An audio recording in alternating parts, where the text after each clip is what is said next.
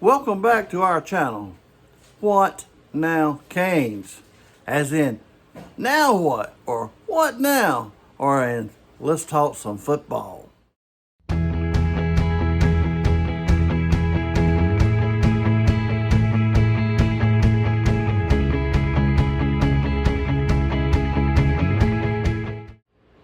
So, let's grow the channel. Several ways we can do this. Number one, subscribe to the channel. Number two, hit that like button. That gets the video out there. Also, don't forget to share the video. That helps a lot too. Oh, and also, don't forget to hit that notification button, because every time a new video is uploaded and posted, you'll be notified. So let's talk some football. First, before we get started, I do want to say I think this is going to be a very, very exciting year for the Miami Hurricanes. And especially going to be exciting to be a Miami Hurricane fan. I think a lot of us is going to be really, really surprised at the success we're going to have this year. I know a lot of people are having doubts, but this is a different regime than under Manny Diaz, completely different. Miami actually has one of the best coaching staffs this year in college football, arguably one of the best by far. And also, I mean, the talent is there. And with these coaches that Mario has put in place under him, development's going to happen. And I can see that these guys are going to be prepared for game day. There's no more going to be losing to FIU and Georgia Tech and Duke. That's not going to happen. You know, I look for Miami to actually take over and at least win the Coastal this year. They're going to find themselves in the ACC championship game this year, and that I can guarantee it. Is history repeating itself for the University of Miami? Honestly, I think so. Miami's dominance actually began 2 years prior to Snellenberger's arrival. He actually credits Lou Saban for the prior 2 years of recruiting that he did that actually laid the groundwork.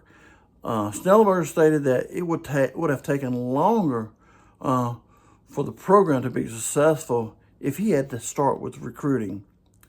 Luke Saban came from the Buffalo Bills, where he coached from 1972 to 1976. He became the Miami Hurricanes head coach in 1977 and 1978. Now, this is where everything gets very interesting. Following Lou Saban's resignation from the Buffalo Bills, Saban accepted a position with the University of Cincinnati as their athletic director. Then, 19 days later, he became the head coach at the University of Miami. Sounds a lot like what Manny Diaz did, by, being a defensive coordinator, accepting a job at Temple, and he wasn't there no time, and then he became the head coach at the University of Miami. In 1977, Saban put together a well-regarded recruiting class that included future NFL Hall of Fame quarterback by the name of Jim Kelly. Jim Kelly was actually recruited by Penn State as a linebacker, but he agreed to come to Miami because Saban promised him he could play quarterback. I've seen other articles that credit Snellenberger for Jim Kelly, but actually it was Lou Saban. I can see another parallel here with Diaz and Lou Saban because, Jim Kelly, Snellenberger, and also Van Dyke with Diaz, the quarterbacks are in place. And then Howard takes over just like Mario takes over. Very interesting.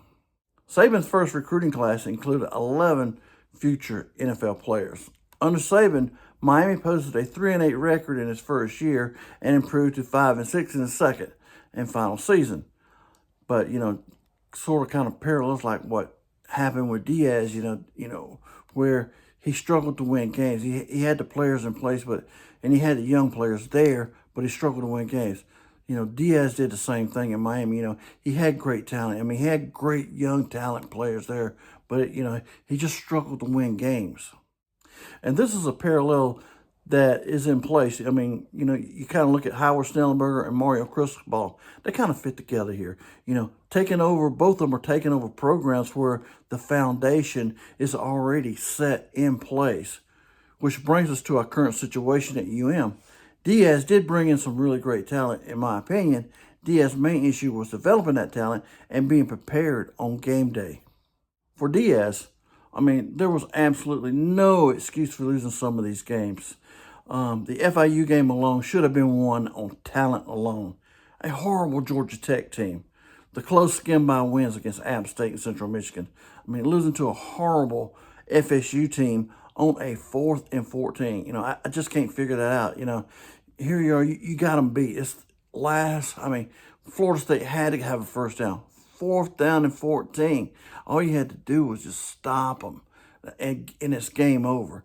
You know, that's a team that's not prepared to play. And we all know how sloppy Miami played in that game. We all know that even though they did make that comeback, which was really, really great that they was able to do that, but Miami was not prepared to play the FSU for some reason.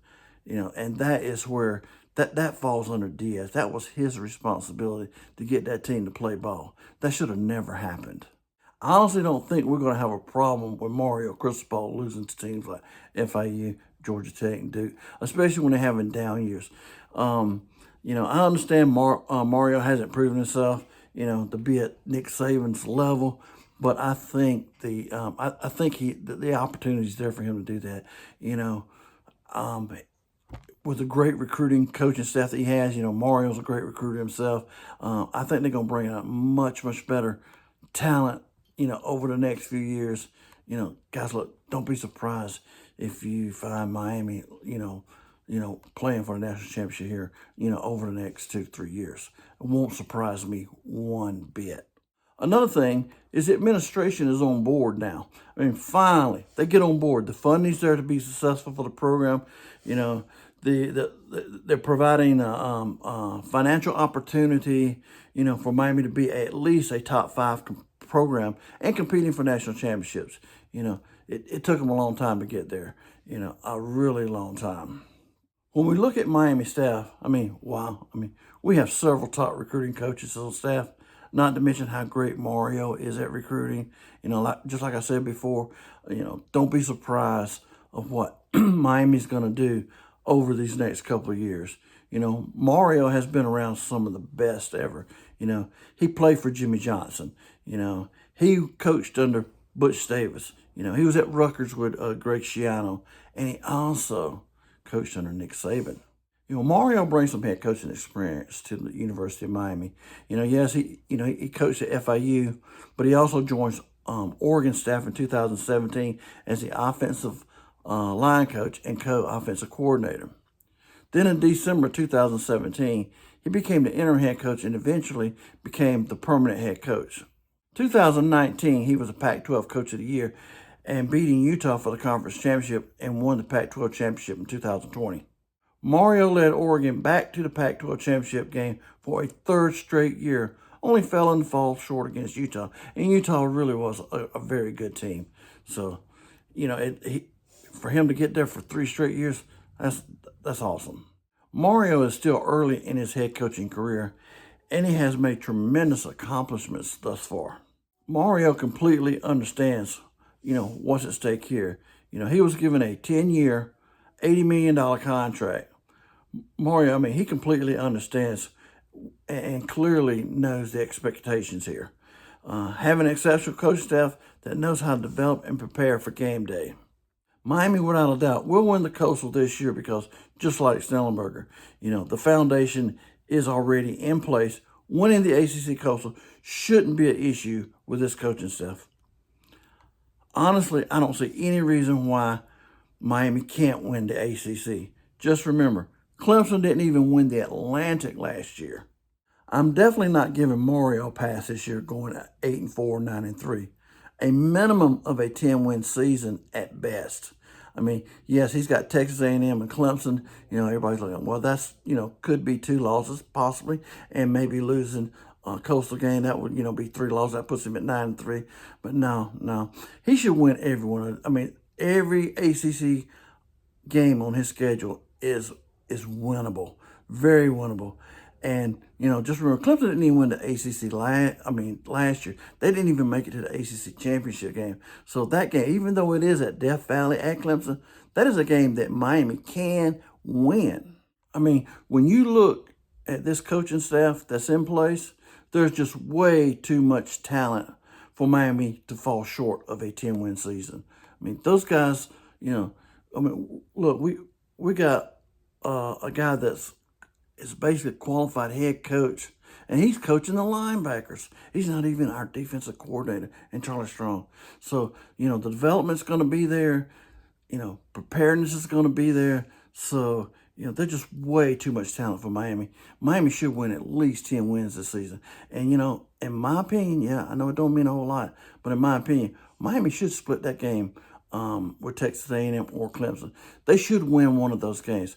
But my feeling is Clemson is a more winnable game because Clemson is nowhere near the team they was when they were playing Alabama for the championship for those like that 4 years in a row type thing when they were going at it to either get to the championship game or playing in the championship game.